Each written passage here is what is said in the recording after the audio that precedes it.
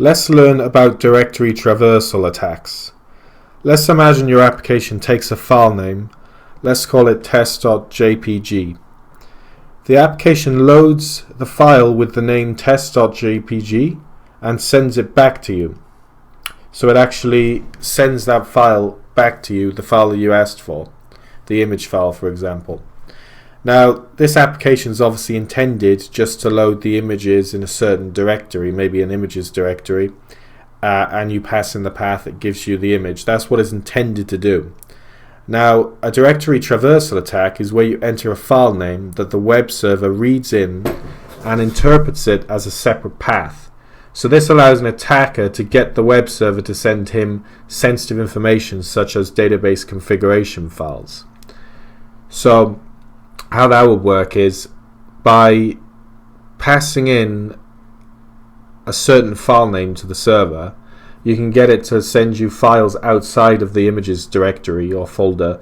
So the web application is intended to send you images from that folder, but using directory traversal attacks, you can get it to send you files outside of that folder, even though you weren't supposed to be able to access files outside of that. So then that allows me to ask the server for configuration files, for example, and it'll just send them to me straight away. It won't care. So this attack is made possible due to the poor filtering or no filtering at all of the input. In this case, the file name to pass back is the input. So let me now show you this attack in action, and I'll also show you how to patch it so that it's no longer vulnerable. So that you are no longer vulnerable to directory traversal attacks. So let's get on with it. Okay, welcome. So let me show you this dangerous app that I've created then for this example. So it's called the directory app. All it does, it loads pages from the pages directory. So like in the introduction video, I was talking about images. Such as JPEG files. Well, this will just be text files for this example, so it's easier to explain. So we have our home page, which says welcome page, which is being displayed now, and we have our about page. This is about us page. So let me show you the code quickly. This is PHP. Same rules apply in Java. You can also be vulnerable to this attack in Java or C# or whatever language. So it's important to learn these things and how to fix them. So what we do is, if they don't pass in a page, then we set the page to home, so it'll load the home page every time. If they pass in a page, we basically open that file that in the pages folder directory.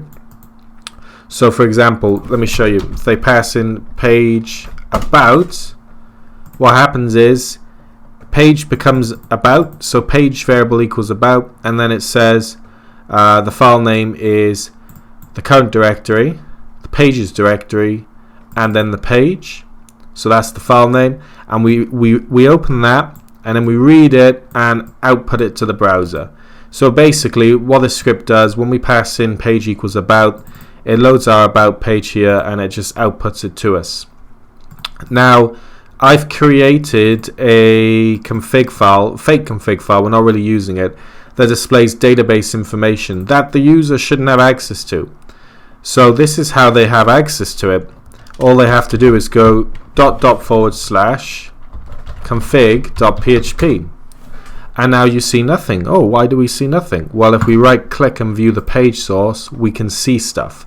So the reason we saw nothing was because this PHP tag, the browser interprets it as a HTML tag, right? So it hides that data.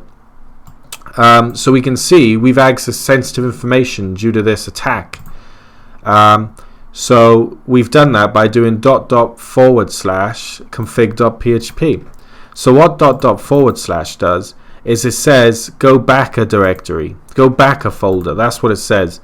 So if you think of this, right, the path becomes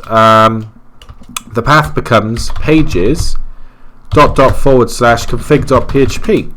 So what happens is the file system takes us into the pages folder, and then we see // so then it takes us out of the pages folder, so the path becomes this, and then we have /config.php, which is here.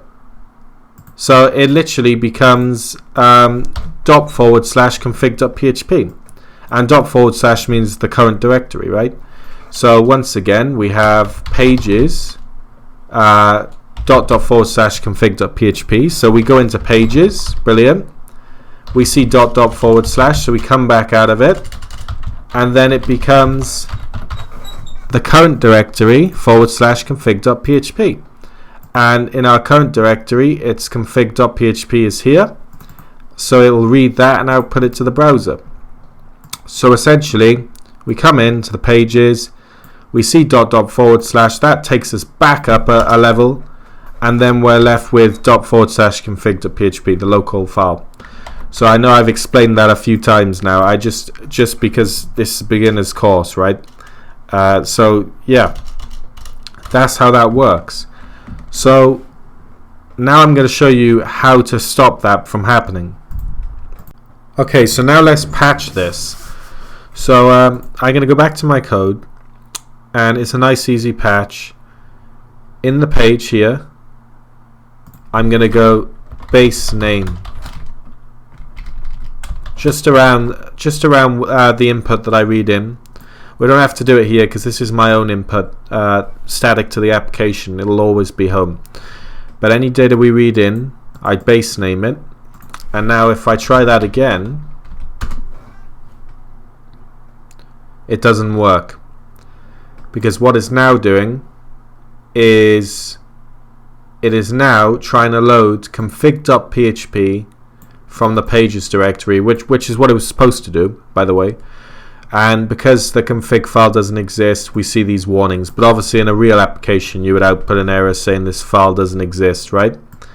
But we cannot go back now. So what happens then? Let me show you. Base name removes these trailing characters, preventing you from being able to manipulate the path in that way. So essentially, to patch your code with this, you just basically need to replace these dots and these / and with nothing, remove them basically. And in PHP we have a function that does that for you, nice and easy. Java and C# will probably have equivalents too. So make sure you protect yourself against the directory traversal attack, because it's a serious attack, and it gets a lot worse if you're including PHP files. But yeah, this is definitely a dangerous vulnerability as well as it is. So that's directory traversal attack.